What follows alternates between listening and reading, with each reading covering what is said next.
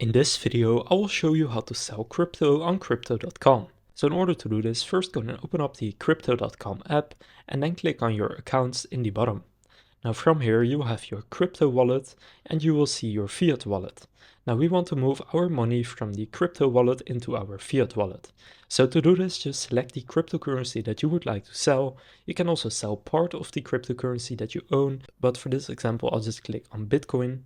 And now here click on sell Bitcoin in this case. This can be any cryptocurrency that you own. And then once you click on sell, you will see this. So usually it will be set to selling for another cryptocurrency.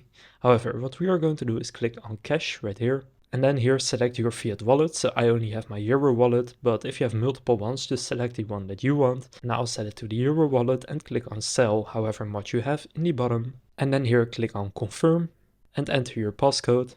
And then once you have done that, you will see you sold your cryptocurrency, and then you can tap anywhere on the screen. Now you will see my Bitcoin balance is 0. So now if I go to my fiat wallet here and update it, I will now have that money in my fiat wallet. So now you know how to sell crypto on crypto.com. If this video was helpful, please consider leaving a like and subscribing to my channel. With that being said, I will see you in the next video.